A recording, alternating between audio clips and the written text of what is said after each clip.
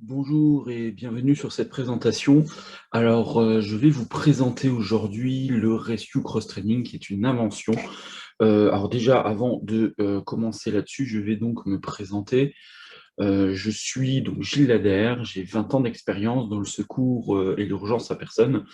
Je suis formateur de formateurs, concepteur pédagogique et andragogique, coach en cross-training et coach en développement personnel. Et c'est suite justement à ce coaching en cross-training que je me suis dit, pourquoi pas ne pas l'adapter justement au monde des premiers secours, un monde que j'affectionne et que, euh, et que je fais depuis plus de 20 années maintenant. Alors, que se passe-t-il dans le monde? On va déjà commencer là-dessus. Donc, dans les pays nordiques, donc plus de 80% de la population est formée aux premiers secours. On serait même au-dessus de 94% en Norvège. Dans les pays anglo-saxons, plus de 70% de la population est formée aux premiers secours. Donc voilà un petit peu ce qu'il se passe dans nos pays voisins. Je crois qu'en Allemagne, ils sont également à 80% ou un petit peu moins, mais bon, c'est quand même pas mal. Alors, où sommes-nous, où nous en sommes en France? Alors, en France, en fait, on estime le nombre de la population formée aux premiers secours d'un peu plus de 20%, 20, 24 dans les zones là. Nous sommes à la traîne par rapport à nos pays voisins, hein, on est d'accord, mais vraiment. Et donc, le gouvernement souhaiterait passer à un minimum de 80% avant fin 2022. Alors, ça paraît peu probable, vu comment tout se déroule, ça paraît peu probable, mais bon, pas impossible finalement. Alors pour ça, le ministère de l'Intérieur et principalement la Direction générale de la sécurité civile et de la gestion des crises a donc lancé une campagne de GQS, donc Gestes qui sauvent, initiez-vous aux Gestes qui sauvent. Je ne sais pas si vous en avez entendu parler, c'est vraiment une base très courte, hein, et donc ces Gestes qui sauvent, il y a des avantages, des inconvénients. Dans les avantages, ben, c'est le temps, parce que c'est quand même une initiation qui va durer 2 heures. Le tarif est avantageux, hein, on est sur du 20 euros à peu près, hein, ce que les associations proposent. Et puis, dans les avantages, on a bien évidemment les gestes qui sauvent, hein, parce que c'est le but du jeu aussi. Par contre, dans les inconvénients, peu de temps pour la pratique parce que vous avez que 2 heures, parce que c'est quand même un programme où on va voir tout ce qui est hémorragie, perte de connaissance, arrêt cardiaque. On voit quand même pas mal de choses et du coup, ça fait très court et donc très peu de temps pour la pratique. C'est essentiellement sous forme d'exposé directif. Donc le formateur, l'animateur va parler, va expliquer les choses, ne fait pas vraiment participer les participants parce qu'on n'a pas le temps, on est toujours dans un gain de temps. Hein, donc, difficulté à retenir les gestes, forcément, parce que quand vous faites quelque chose, quand vous faites une formation, hein, on entend, on écoute ce que le formateur il dit, on va lire le diaporama ou les dessins ou autres, les images, et en même temps, on va faire. Et c'est en faisant que l'on va retenir les gestes. Le problème, c'est que là, on ne retient pas grand-chose, parce qu'on n'a pas le temps, tout simplement. Et autre inconvénient, c'est à partir de 10 ans, donc pour les plus jeunes, comme ils font en Norvège, par exemple, à partir de 5 ans, là-bas, il y a les formations qui commencent. C'est ça qu'ils ont un taux aussi élevé de gens formés. Et ben, en France, on est à 10 ans. Alors, on a les gestes qui sauvent, mais on a bien évidemment également PSC1, SST, hein, donc prévention et secours civique de niveau 1, et tout ce qui est sauveteur secouriste du travail.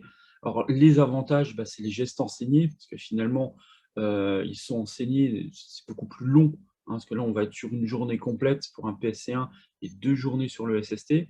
Donc là, les gestes, on va les avoir, on va plus les voir. Les apprentissages des gestes, hein, avec les ateliers, les différents ateliers pour voir ces gestes. Et c'est une vraie formation, donc avec de vraies informations, et on apprend vraiment, donc il y a la phase d'apprentissage, la phase d'application, donc voilà, c'est beaucoup plus complet, bien évidemment, que le geste qui sauve. Et on voit plus de gestes également, hein. L'inconvénient, donc peu de temps pour les mises en situation au niveau du PSC1, parce qu'on est vraiment pris par le temps, et en général, il nous laisse 1 heure, il nous reste 1 heure pour faire passer tout le monde, et c'est compliqué. Le temps, PSC1, c'est une journée complète, le SST, c'est 2 jours. Et c'est vrai qu'on a beaucoup de gens à l'heure actuelle qui n'ont pas le temps. Donc, c'est pour ça qu'on a très peu de gens au niveau des PSC1, honnêtement. Moi, avec ma structure, on en lance 3 par an et elles sont tout juste pleines, quoi, hein. Donc ça fait 30 personnes formées par an au PSC1, c'est vraiment peu. SST beaucoup plus parce que c'est du travail. Donc là, il y a une obligation de formation, mais sinon, c'est pas le PSC1 ne fonctionne pas du tout. Et ça fait depuis 2008 en fait, hein, qu'il existe ce PSC1. Avant, c'était la FPS. Les gens déjà ne savent pas ce que c'est. Prévention secours civique, qu'est-ce que ça veut dire? Avant, on savait, parce qu'on disait attestation de formation au premier secours, ou même brevet national de secourisme, hein, pour les plus anciens. Voilà, on savait de quoi on parlait. La PSC1, les gens, ils ne savent pas. Et alors, c'est peut-être pour ça qu'on a moins de monde de formés, ou je sais pas, ou peu d'intérêt, hein, très certainement aussi, hein, si on n'est qu'à 24% en France, il y a peut-être un manque d'intérêt. Et le tarif aussi, forcément, hein, je disais avant, un geste qui sauve, c'est quoi? C'est du 20 euros. Le PSC1, bah, c'est du 60 euros. Le SST, c'est 150 euros par personne. Là, on commence déjà à chiffrer. Les gens, surtout en ce moment, n'ont pas forcément d'argent à mettre là-dedans. Donc voilà un petit peu pour ce PSC1 SST. Alors pour vous parler du Rescue Cross Training, alors les avantages, les inconvénients, vous allez voir qu'il y a beaucoup plus d'avantages que d'inconvénients. Le temps déjà, parce que c'est 2 heures, hein, également. On est sur du même temps, hein, que le niveau du geste qui sauve. Le tarif, parce qu'on va être au même prix, hein, 2 heures, 20 euros, donc voilà, on va être exactement au même tarif. Les gestes qui sauvent, donc les gestes enseignés. Donc là, on est sur les mêmes avantages que le geste qui sauve, que le GQS que l'on a vu avant. Mais en même temps, nous, de quelle façon on va enseigner ces gestes? Bah, de façon répétitive. Donc la répétition des gestes, ça va faire que la personne va les enregistrer beaucoup plus facilement parce qu'elle va les faire. Donc elle va participer, ça je vais vous expliquer un petit peu après comment on va dérouler ce cross-training, mais en fait c'est sur de la répétition, vraiment. Il y a un attrait sportif parce que voilà, on les fait courir, on fait courir les participants d'un droite et à gauche parce que tout est chronométré, comme un cross-training, hein, mais je vais vous expliquer tout ça, vous inquiétez pas. La musique, c'est fait en musique, c'est beaucoup plus fun. Le challenge, parce qu'il y a un challenge par équipe, il y a 4 équipes, donc de 4 couleurs. On a le bleu, le vert, le rouge et le jaune.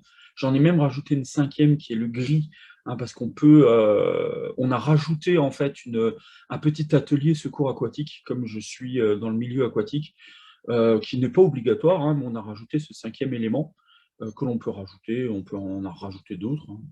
Tout est faisable. Et c'est à partir de 7 ans. Alors on l'a testé, hein, à partir de 7 ans, ouais, les jeunes jouent le jeu, et les jeunes et les moins jeunes, je dirais, parce que c'est à partir de 7 ans. Mais honnêtement, si on fait ce type de cross-training pour des adultes, eh ben, on se rend compte qu'ils s'amusent tout autant, voire plus, que les enfants. Dans les inconvénients, il faut de l'espace.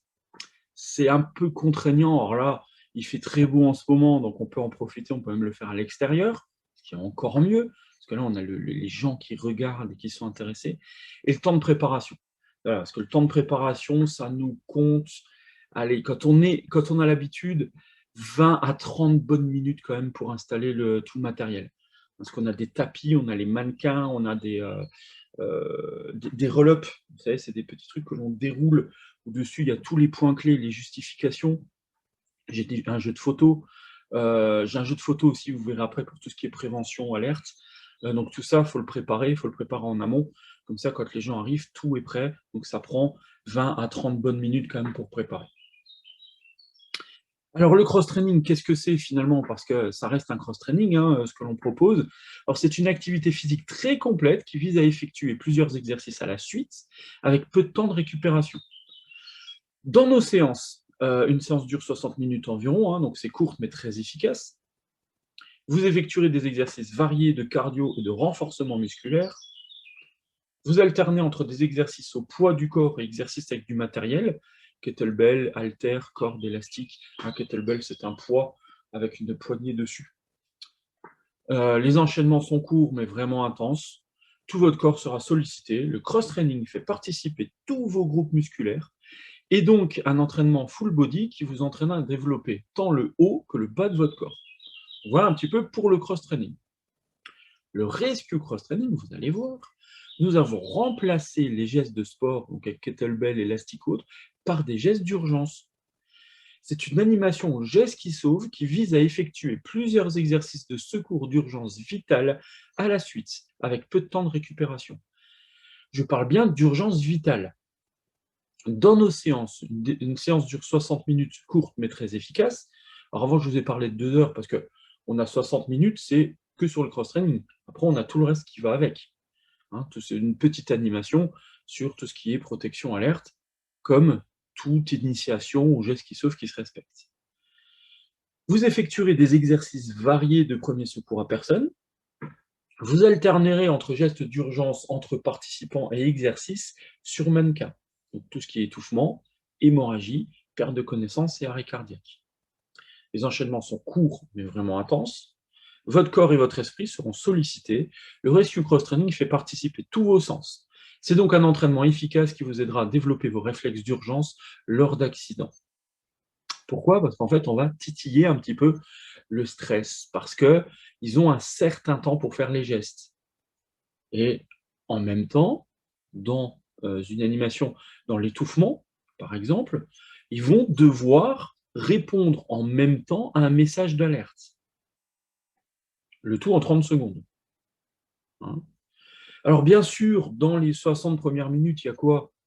On parle de prévention, de protection et d'alerte. Ou c'est une petite animation pour commencer. Alors toujours pareil avec des jeux de photos. On en a pour une petite heure. Et donc l'avantage, c'est que dans cette petite heure, on voit tout ce qui est prévention, protection et alerte autour de 5 thèmes qui sont les malaises, les traumatismes, plaies graves, plaies simples, brûlures. Donc finalement, on voit en 2 heures la totalité d'un PSC1. Alors, ce ne sera pas la même explication, forcément. On ne rentrera pas dans les détails, forcément. On ne verra pas les cas particuliers, forcément. Mais à un moment donné, les gestes seront là. Hein. Vous allez voir que je l'utilise autrement pour des formations continues, PSC, même SST, pourquoi pas. On peut tout adapter. Hein.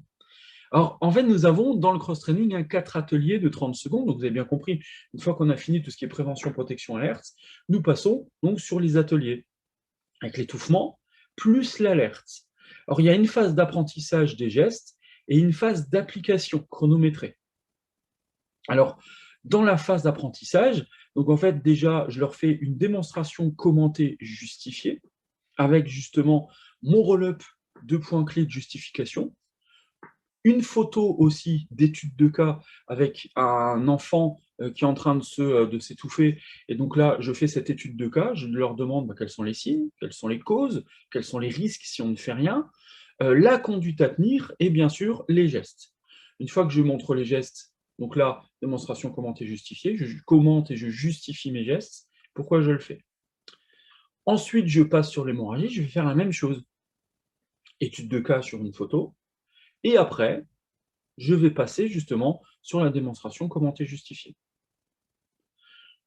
Une fois qu'on a fini les 4 ateliers, parce que là, on a les 2 premiers ateliers, après, bien sûr, vous l'avez compris, les 2 autres ateliers, ça sera la perte de connaissance et l'arrêt cardiaque. Une fois qu'on a fini ça, on va faire un premier tour avec l'apprentissage des gestes. Donc, ils l'auront vu une première fois. On va faire un deuxième tour. Ils l'ont vu une deuxième fois. Et ensuite, on va faire ces tours en chronométré. Troisième fois, quatrième fois. Ça veut dire que les gestes, ils les voient 4 fois minimum. C'est minimum. Donc les 2 autres ateliers, perte de connaissance, arrêt cardiaque. Donc toujours pareil, phase d'apprentissage des gestes, une phase d'application, qui, elle, est chronométrée. Et évaluée, bien évidemment. On a une possibilité de faire un cross-training classique à un moment donné. Si vous voyez que vous avez du temps, que les gens sont chauds, on reste dans un cross-training. Après, honnêtement, une phase de cross-training, vous en avez pour 6 minutes. Hein. C'est 6 minutes pour faire un tour complet. On peut en faire un, pourquoi pas. Une fois que vous avez fini l'apprentissage des gestes, faire un cross-training au milieu, histoire de s'échauffer un petit peu, pour pouvoir avoir la partie chronométrée un peu plus fun encore après. Honnêtement, pour l'avoir testé, ça fonctionne très très bien. On a de très très bons retours là-dessus. Alors, adaptable à toute formation continue de type PSC ou MAC SST, donc les MAC, c'est les maintiens des...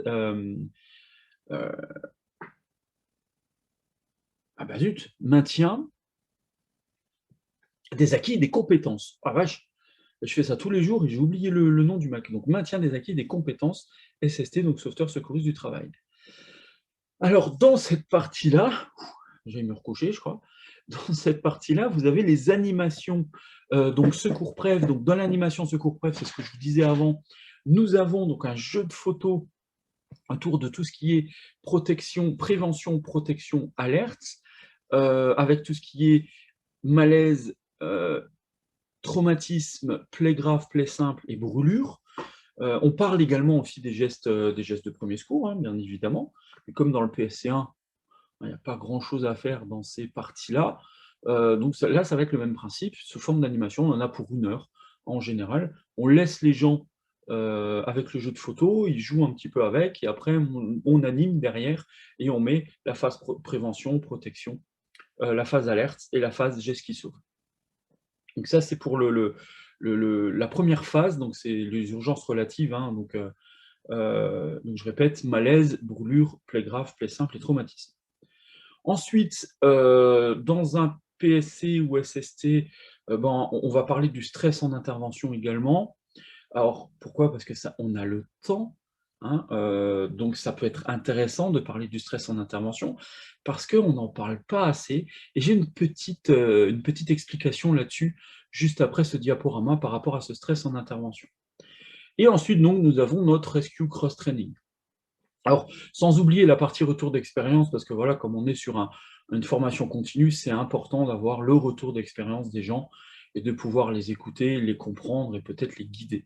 Hein, parce que voilà, quand on fait une formation, c'est toujours pareil, ça se passe bien, et quand on est à l'extérieur sur le terrain, c'est toujours différent, l'intervention sera différente, le stress sera différent. Donc pour moi, la gestion du stress est vraiment importante dans cette partie-là. Alors, donc là, on est sur la phase cross-training. Donc, comment ça va se passer? On va avoir un chrono et on va avoir, donc comme je disais, vous avez 4 équipes. Chaque équipe va être dispatchée sur un atelier. Une équipe sur les touchements, une équipe sur l'hémorragie, une équipe sur la perte de connaissance, une équipe sur l'arrêt cardiaque. 30 secondes pour faire le geste, comme musique. Hein. Au bout des 30 secondes, coup de sifflet, ils ont 10 secondes pour changer d'atelier. Et on fait une première rotation. Celui qui était sur les touchements passe sur l'hémorragie, celui qui était sur l'hémorragie passe sur la perte de connaissance, celui qui était sur la perte de connaissance passe sur l'arrêt cardiaque, et celui qui était sur l'arrêt cardiaque part sur les touchements. Et à chaque coup de sifflet, on change, on tourne, pour faire un tour complet. Alors, dans le premier tour, on a une personne qui va faire victime pour les touchements, l'hémorragie, la perte de connaissance.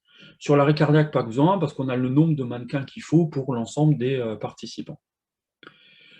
Celle qui fait victime va faire victime sur le premier tour complet. Ce qui veut dire que l'autre qui fait secouriste va faire secouriste sur le tour complet. Ensuite, ce que l'on va faire, on va changer. C'est-à-dire que la personne qui a fait secouriste au départ, sur le deuxième tour, va faire victime, et la personne qui a fait victime sur le premier tour va faire secouriste. Ça fait un tour complet, 2 tours complets. On peut continuer, par exemple, en faisant un 3e tour et un 4e tour. Ça, c'est le principe. Ce qui fait qu'au final, ils ont vu les gestes, donc une première fois au niveau de l'apprentissage des gestes, une seconde fois au niveau de l'apprentissage, parce qu'on fait toujours victime secouriste, et ils l'ont vu encore une 3e fois et une 4e fois dans les parties chronométrées. Si on a le temps, on peut refaire un tour complet. Quand je parle de tour complet, c'est-à-dire un tour complet en tant que victime, un tour complet en tant que secouriste.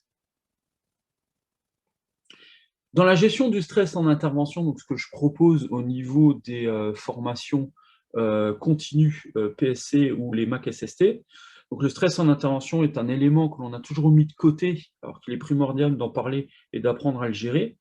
Hein, donc c'est un nombre incalculable de sauveteurs ne se forme pas à cause de ça. Comment savoir comment nous réagirons le jour J? C'est ce que je disais avant, on ne sait jamais. Beaucoup de sauveteurs, lors de formations continues, me parlent de situations délicates auxquelles ils ont dû faire face. Le constat est le même à chaque fois, hein, leur gestion du stress. Donc c'est important. J'ai mis en place justement une petite intervention là-dessus qui dure 1 heure à peu près, sur cette gestion du stress, avec quelques exercices justement de gestion, des exercices de respiration, de choses comme ça. Alors, j'ai ce qui sauve ou Rescue Cross Training? Dans cette vidéo-là, je vous envoie en même temps un lien donc, sur un reportage qui a été fait sur Moselle TV. Dans le mail, vous avez toutes les explications justement de ce Rescue Cross Training. Donc, si vous avez des questions, n'hésitez pas. Si vous voulez faire un essai, n'hésitez pas non plus. Hein, nous sommes vraiment là et nous pouvons répondre favorablement à toutes vos demandes. Voilà, j'espère à très bientôt. Bonne journée, portez-vous bien.